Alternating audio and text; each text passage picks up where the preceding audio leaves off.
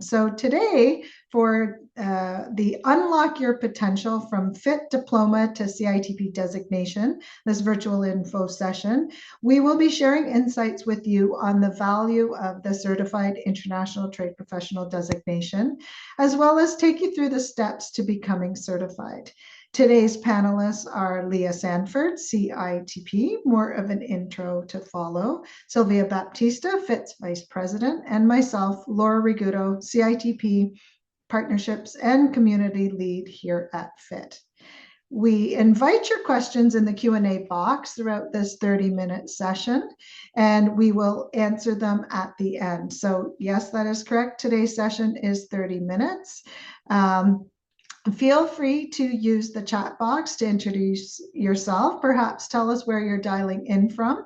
Tell us about your current role and the organization you represent.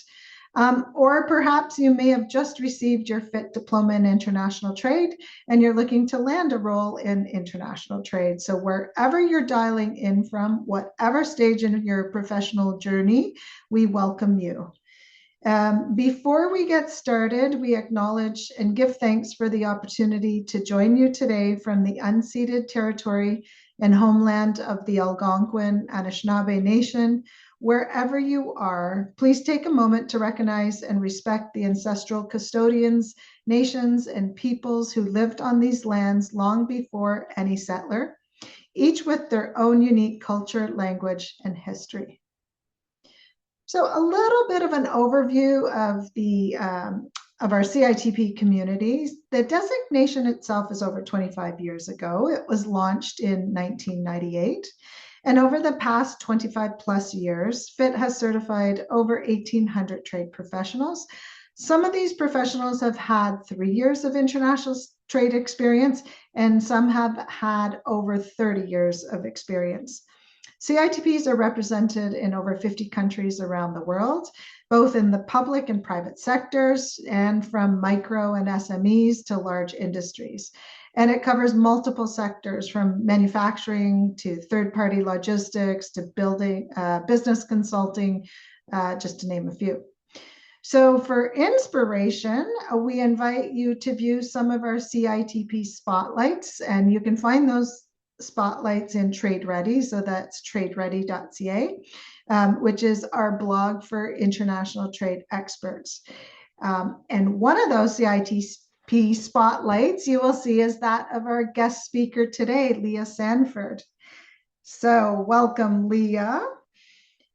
I'm just so Leah is a CITP and 20-year veteran of marketing and communications. She is president and co-owner of Kelford Inc., which is a boutique marketing firm based in Halifax, Nova Scotia. She spends her working days helping established and aspiring entrepreneurs find their voice, fuel their passion, and connect with their ideal customers around the world. With her signature style of joyful work, and I can attest to that, Leah helps her clients make marketing decisions more easily, allocate resources more efficiently, and cut through the chaos while staying true to their entrepreneurial and business goals. I absolutely love that. And within the last couple of years, Leah has shared her experiences and expertise teaching a variety of FITT skills courses in Nova Scotia through Invest Nova Scotia. So welcome again, Leah. Thank you so much for joining us today. I am so excited to have a discussion with you. So why don't can you just tell us a little bit about your journey and what motivated you to apply for the CITP designation?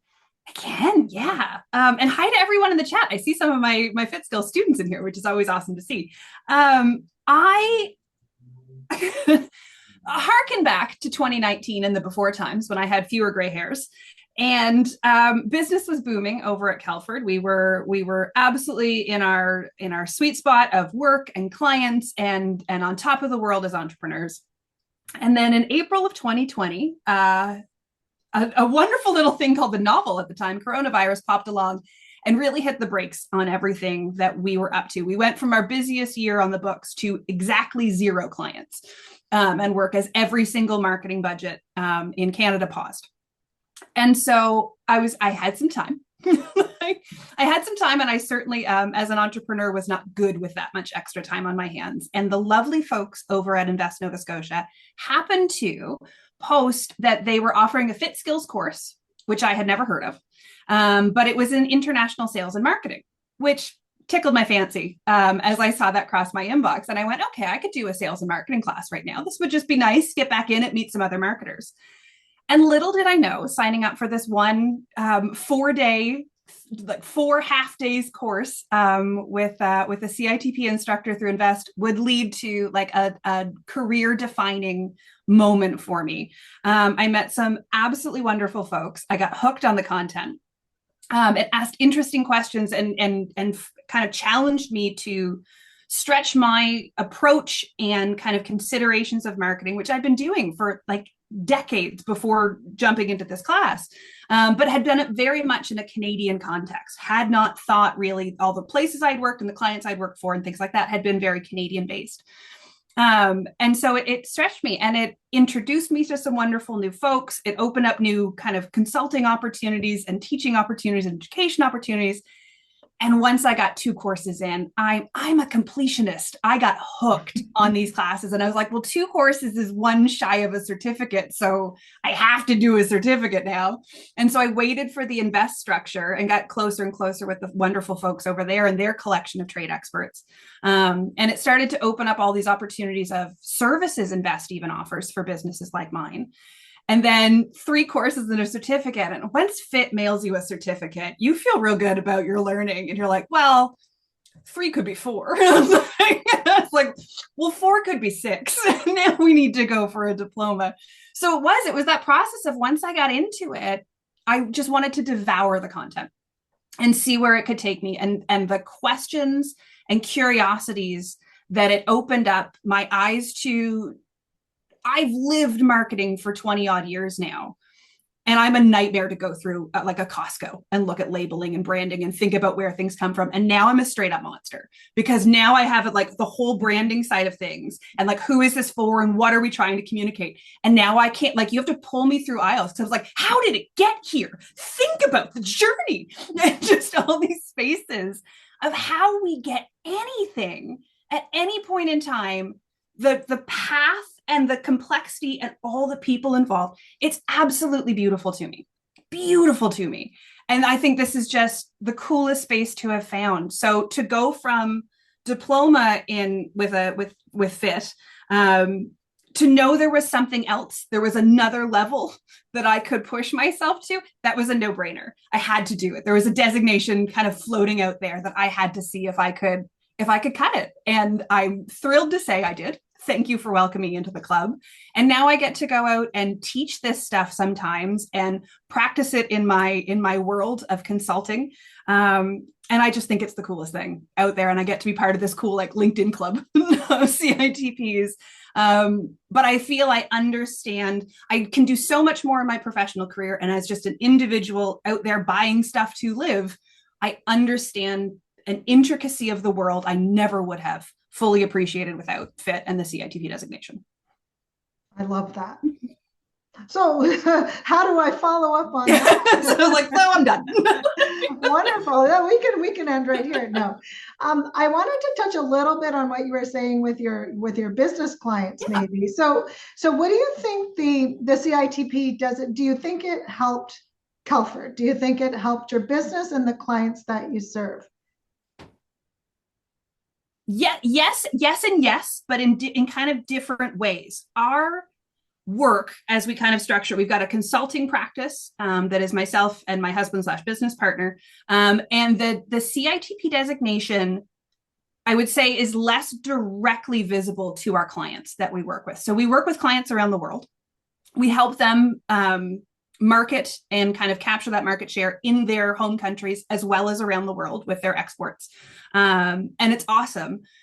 They look less to us for having that designation and more to us as being marketing experts. And this is one of the ways that manifests and gets demonstrated. So it's part of our claims of expertise and the backup. And it's for us, though, internally, knowing that it's there, that there is an independent check and balance to our credentials, because marketing is, unlike engineering, unlike law, unlike realty even, there's no independent governing body in the same sense. There's a self-option one in Canada with the Canadian Marketing Association, but it's not as recognized in the broader sense of the space outside of marketers.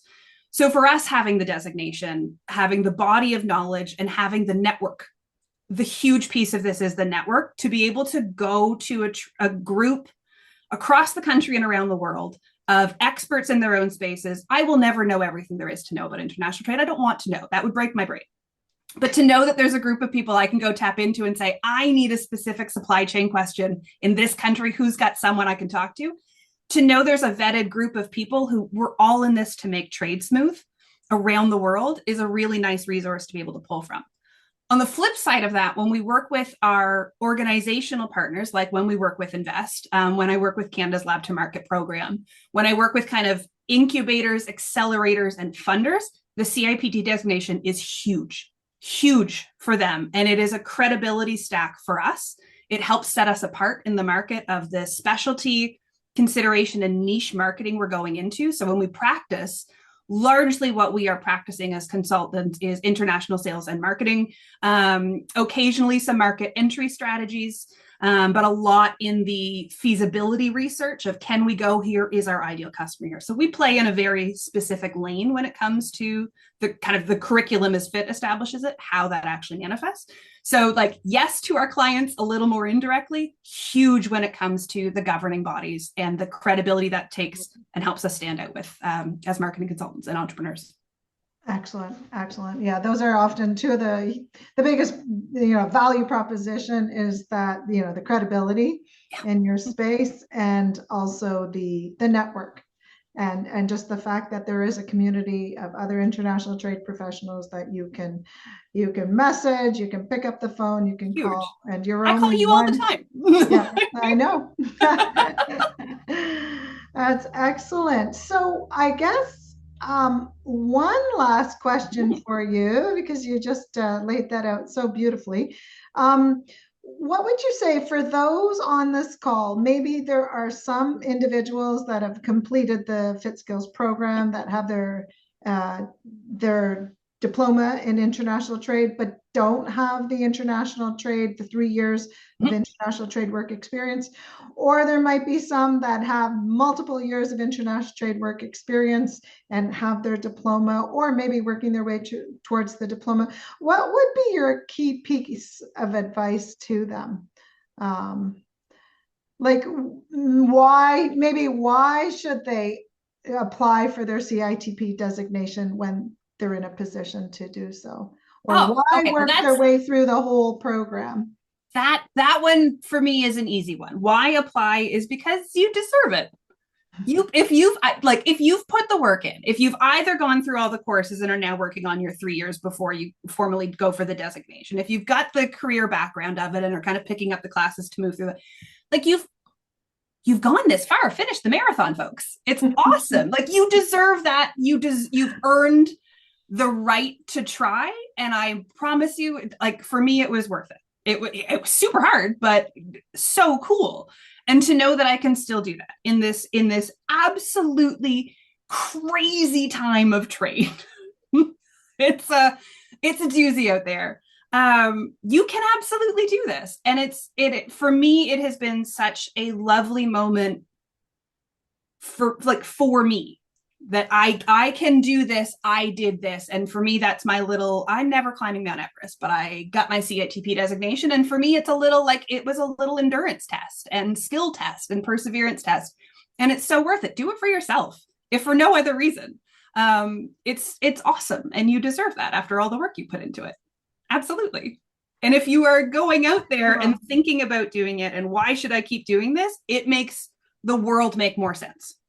It brings clarity. Why go through any of this to begin with? My advice would be, pay attention the next time you're in a Costco, in a Sobeys, in a Superstore, in a Walmart, at the local farmers market, and you start to see how the world actually connects together. And when people talk about integrated global supply chains, and this has been designed this way for globalization, and what is late stage capitalism, and all, It all comes together from the tiniest thing, like how your shoe got made to be on your foot, how mail gets delivered, how things get grown and governed. It all gets revealed through these like 6 cool courses start to unpack that for you. And it opens up a world of discovery that's just, I could nerd out on trade all day. I mean, I do. I do nerd out on trade all day long. But to me, it's the coolest thing. Like it's fascinating, and everything comes into this, from the video games I play to the news that I read to the clothes that I buy and the books that I read. Regardless of the topic or where they're coming from, it's all part of trade. And isn't that the coolest thing? It is the coolest thing, and I can nerd out with you about trade. So that was wonderful, and I'm going to steal your marathon analogy as a marathoner myself. Props to you. And you deserve to cross that finish line. So love that. Thank you, Leah. So at this point, I do want to turn the mic over to Silvia to go over the steps, the pathway to becoming certified. But please stay on the line, because I'm sure we're going to have some questions, and we'll come back for the Q&A at the end. Awesome. So Silvia, take it away. Lora, I don't want to go after Leah, because she was so fantastic. Right? And I'm going into more the operations and the process, so it may not be as fun. Processes are super cool, Silvia. It's how the things function. All right. Well, I'm going to share my screen, so just give me a moment. Make sure I do this right. Okay. Can you see my screen? Good. Yes. Okay, great. Yes, thank you. Okay, I'm just going to move this out of the way here. All right. So thank you, Lora and Leah, for inviting me to speak today about the process to achieving the CITP designation. So we'll get started. So my presentation, as I mentioned, is all about the process, specifically the process for those that have achieved the FITT Diploma in International Trade. I'll also provide some tips when you're preparing your application based on what we commonly see in applications that we receive and the type of feedback that we provide to applicants. So I'll walk you through some of that as well. So you were invited to participate because you are either on your way to achieving the FITT Diploma in International Trade, or you have already achieved the Diploma in International Trade. So if you've already achieved the FITT Diploma in International Trade, you've received that confirmation email from FITT, you have the FITT Diploma qualified date in your FITT record, then you've completed step 1. So congratulations. That's the first column on the left side, or on my left, earned the FITT Diploma in International Trade. If you haven't gone through, if you somehow received the invitation, or the invitation was shared with you and you haven't gone through the FITT Skills program, or through a program accredited by FITT to earn the FITT Diploma, there are other pathways to achieving the CITP designation. So in total, we have 5 pathways. So I'm not covering the other 4 pathways because today's purpose is really about how diploma holders get to the CITP designation. But just in a nutshell, and you can see more in-depth information on our website, the other pathways consider educational experience that you may have gained through taking training at other educational institutions that are not affiliated with FITT. So there is an opportunity to have that education assessed through a portfolio process. We also have a pathway for highly experienced executives in international trade. So that's our experienced executives pathway. And through that pathway, you have to have a minimum of 10 years work experience at the executive level. And all related to international trade, and specifically to all of our competencies required by CITPs. And then the last pathway that we have available are for individuals that don't necessarily have the right educational experience, or educational experience that we can recognize, but have at least 5 years work experience in international trade. There's also an opportunity to get to the CITP by writing the CITP exam. So you can see more about those different pathways on our website. So just back to the purpose of today, the FITT Diploma Holders Pathway. So once you've achieved the FITT Diploma, the next step is to ensure that you have completed a minimum of 3 years work experience in international trade, related to one or more of the CITP competency categories. So the minimum requirement is 3 years, and we often get asked if the experience, the work experience, has to have been completed after gaining the diploma, or if we can also consider experience from that you've collected over the years prior to earning the diploma. So we consider all experience. So it doesn't have to be the experience that you've accumulated after the FITT Diploma requirement. So long as it does meet the minimum 3 years of full-time work experience, and that's related to at least one CITP competency, then we can, that experience would qualify. So if you have the diploma and you have the work experience, you can then start preparing your application for the CITP. So with your application, you have to provide a cover letter that summarizes your work experience in international trade as it relates to the CITP competency categories. So a high-level summary, 2-3 page max for your cover letter. And we have a cover letter example on our website that showcases what you should include. So great example on our website. The second document for your application is your CV, and your CV has to, that's where you put the details. So for each employment experience related to international trade, we need to see name of the company, the time frame that you were employed, and we need to see the detailed responsibilities as they relate to international trade. Now remember, trade happens domestically as well. It's not just international trade. So it's really important that you're using clear words that will communicate to us that it is experience with international trade specifically, because we are not assessing domestic trade responsibilities. So you want to pay attention to the words that you're using in your CV. And in terms of the reference, we're looking for 2 reference letters that you must provide with your application. We have a reference policy on our website that highlights the 4 questions that your reference must cover in their letter. So there are 4 specific questions, and they must ensure that they are addressing each question in their letter to ensure that we're able to accept the letters as part of your application. So once you've gathered all of these documents and you're ready to submit, you can go on our website and apply online. The fee to apply is 570 Canadian plus tax. So once we receive your payment and all of your documentation, we then begin the assessment process on our end. If we feel that there's any information missing, or if your documentation is not quite clear, or if one of your references forgot to answer a question, we do provide you the opportunity to work on providing us with updated documentation. So we don't just deny right off the bat. We want to ensure that you have an opportunity to resubmit any missing documentation or information for our review. And once everything looks good, then we can complete our assessment process and provide you with our decision whether to approve the application or to deny. Now, really, the only reason to deny an application is if you have not qualified based on the information that you have provided, or if, despite our efforts to secure the missing information, we still haven't received it. Then at that point, you would be looking with an application that would be denied.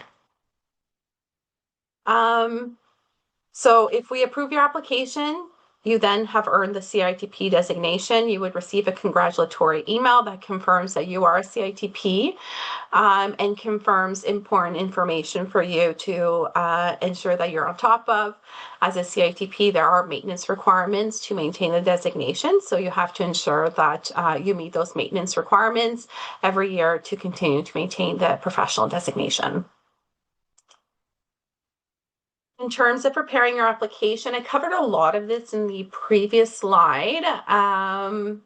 In terms of your resume, just again, in terms of little tips that I can give you, sometimes we will see CVs that are provided to us where individuals will state on the first page the employers and time frame in a list, and then combine all of the responsibilities on the separate page. And there's no way for us to know with which employer you've collected the specific responsibilities. So you really need to ensure that the CV is done properly, that for each employer, there's the employer, the time frame, start and end, and then the specific responsibilities related to that employer. So just ensure that everything is listed clear and it's in chronological order. In terms of your cover letter, as I mentioned, there's a great example on our website, but you're essentially just summarizing your experience and how your experience relates to at least one of the 15 CITP competency categories. And in terms of the letters of reference, just again, some more tips. One, we have individuals that apply that are consultants, work for themselves, or self-employed, so they don't have colleagues who work with them that can validate their experience. So of course you can use your clients. So if you have clients that are able to validate the experience, they've been working with you for a while and can validate your international business experience, and they can definitely be a reference. As I noted, the template or the reference policy is on our website, so you will see the 4 questions that they must address in their letter, and then you apply online.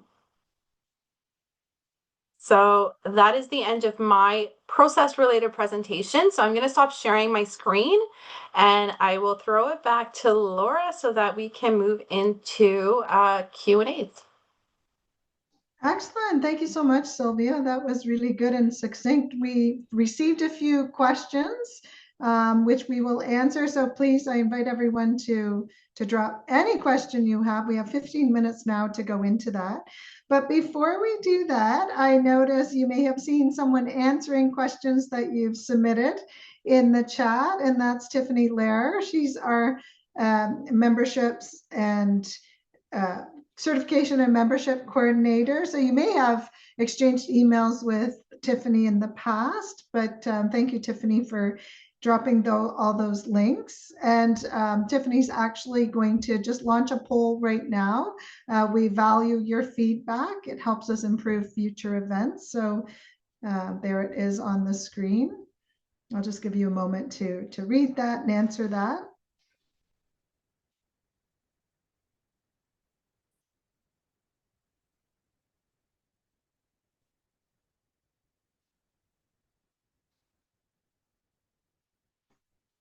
Okay, we'll just allow for a few more responses. So this actually does conclude the info session portion of today. And as I mentioned, we will spend 15 minutes in Q&A, and we will answer the questions that you have. So I will end this poll now. Thank you very much.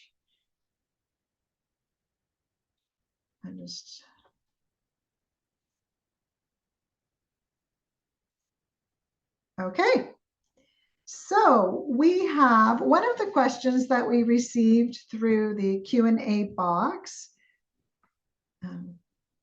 is from Luis, and he's mentioning the Silvia, this question is for you. So he's mentioning the letters of recommendation, and should they be addressed specifically to FITT, or are general letters such as those previously issued by supervisors and addressed to whom it may concern acceptable? To whom it may be concerned is acceptable, but if they've been previously written, they may not address the 4 questions that the references need to address. So that's really key. That's more important. So not so much who you're addressing the letter to. So, but if you did want to be very specific, you can say to the FITT certification team, but not necessary. Okay, wonderful. We have another question here from Divine. Must the experience be paid employment, or is volunteer experience acceptable? Accept internship experience, volunteer experience, but as well. But again, it has to altogether, the experience must equal a minimum of 3 years full time. So if your internship volunteer is not full time, you have to be very specific with the timeframes, because we need to be able to calculate that minimum. Excellent, excellent. So this is a question that so this is from Olushola, that we get asked this often and in previous info sessions about Canadian versus international experience. So he's asking, if they don't have relevant experience in Canada, they have international experience, is that okay? So I'll let you answer that, Silvia. Absolutely okay. So our professional designation is country neutral, just like our content for our training, country neutral. So it applies to all individuals, regardless of where you're located, which countries you're working with, markets you're exporting to, where you're gaining your experience. So it really doesn't matter. What's important is that your international business experience relate to at least one of the CITP competencies. Yeah. And I also say, like, this is actually a way to validate your experience in international trade, right? And often I get asked by individuals that maybe are recent immigrants in Canada. And I always say this is a designation that will validate your experience in any part of the world. And it's recognized. I mean, it's recognized in Canada because we have many CITPs in Canada, and organizations like EDC and Trade Commissioner Service, recognize the designation. So it's a way to validate your experience and expertise. So we do welcome that international trade experience wherever you achieved it from. I'm just trying to see, I don't know if I've missed any. Okay, we have another question. Oh, you've answered yes. The recording will be made available in a follow-up email. Does working in international non-profit organizations qualify for experience? Sylvia. Well, I wouldn't focus so much in terms of which organization you work for. It's what role you have within the organization. Because you could be working for an organization that exports, imports products, services, but your role may not necessarily be specific to international trade, where you're not actually involved in, for example, related to marketing, involved in international marketing activities for the organization, or securing new partnerships, or responsible for shipping related activities. So what's really key, it's not the organization, it's the role that you play at the organization. Excellent answer. We have a question here from Steve, and I love this question. So what industry is hiring CITPs? So I'm going to take this one, and I welcome Steve and anybody else that's looking for roles to check out. So one, subscribe to our newsletter, our weekly newsletter. We highlight 2 jobs where they're looking for either the CITP designation or FITT skills, whatever that might be. Maybe it's in international sales marketing, maybe it's in trade finance, whatever that might be. We highlight 2 jobs a week, but anybody can go to tradeready.ca, and there's a listing of jobs that we have, and it shows jobs in the field in any aspect of international trade. So we also, for any organization on this call today, if you're looking to fill a spot, if you're looking to fill a position and you want an individual with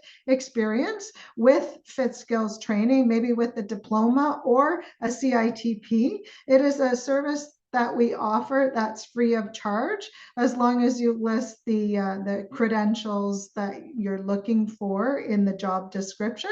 We will publish that job posting for you. So what better way for you to vet your candidates than to post, to post in Trade Ready, and then perhaps get it highlighted in our weekly newsletter, which goes out to thousands of international trade professionals and those aspiring professionals around the globe. So that's a little plug for Trade Ready, but it can be very helpful for you. I want to see if I've missed anything here. I don't think I have. I don't see any more questions. Leah, I'm just curious. Since I'm going to put you on the hot seat. Okay. So when Sylvia was going through the application process and your the letter of reference, did you go out to clients to provide a letter of reference?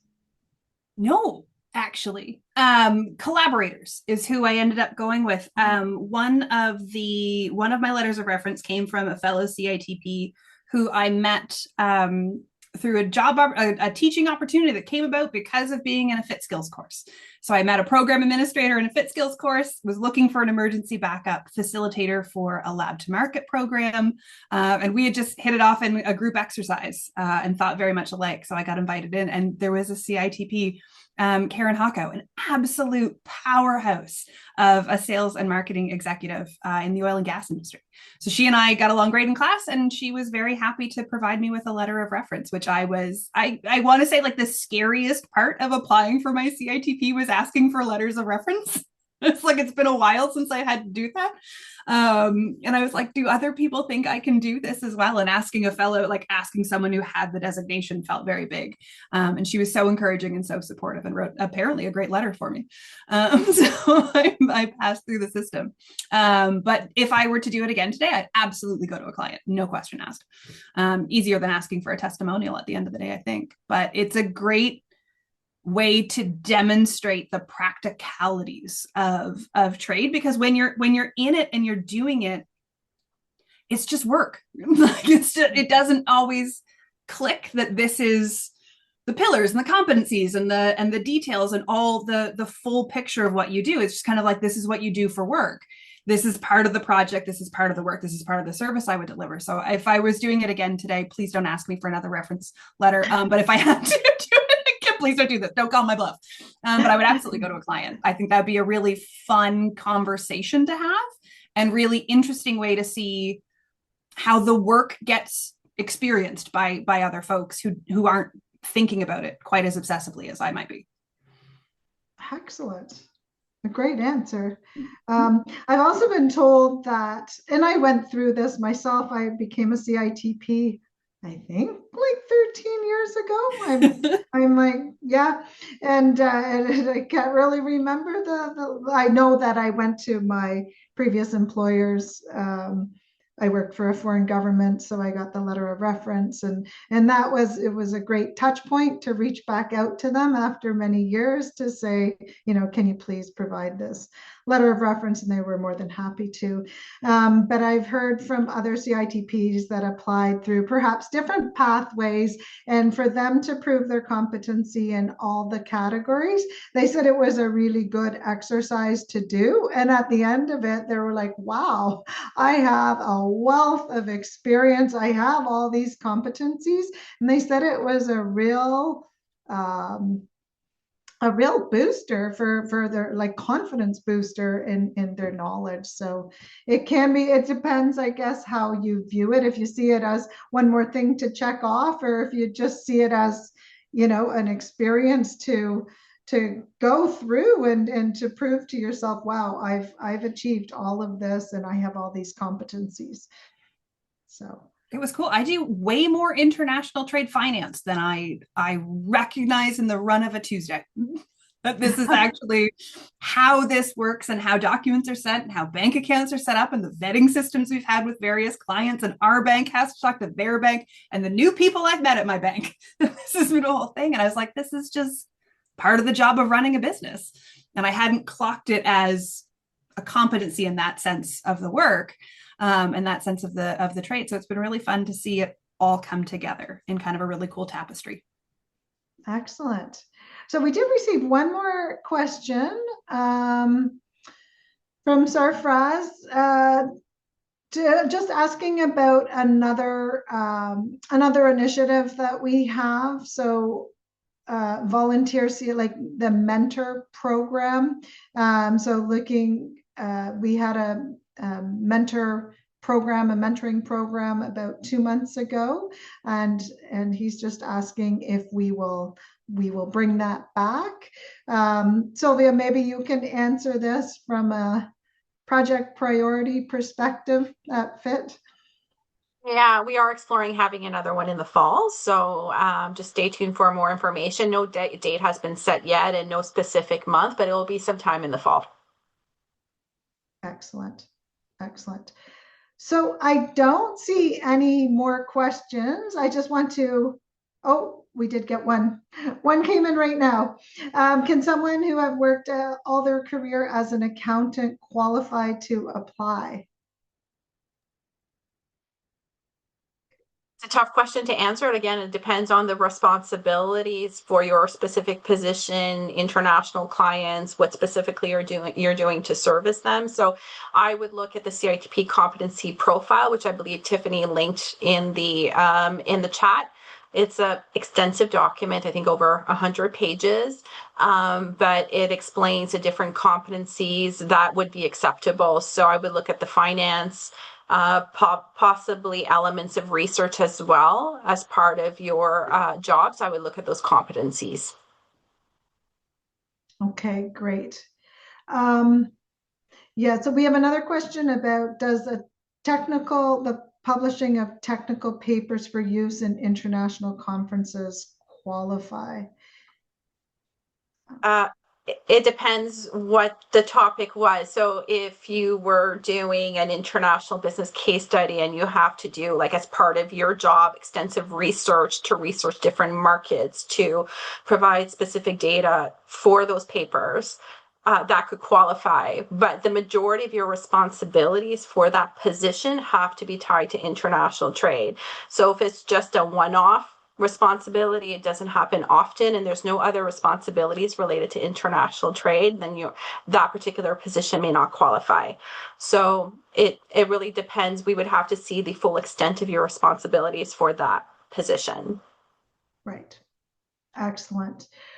Okay, so what I wanted to mention, what I was thinking of was some of these questions that are very specific to your individual experience and journey and positions that you may have held and roles that you may have held.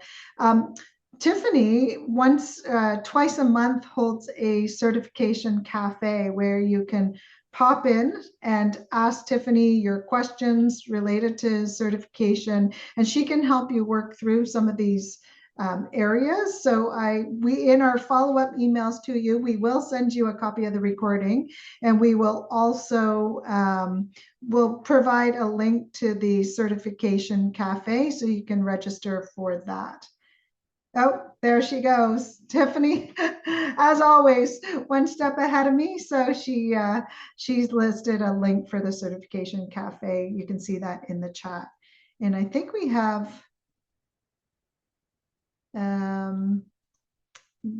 that is it for today. So again, thank you everyone for joining us.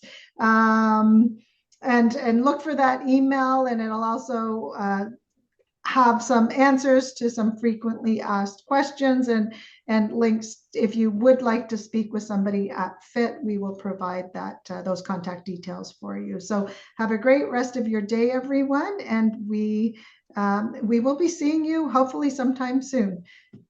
Take care. Bye-bye. Okay, thank you. Bye.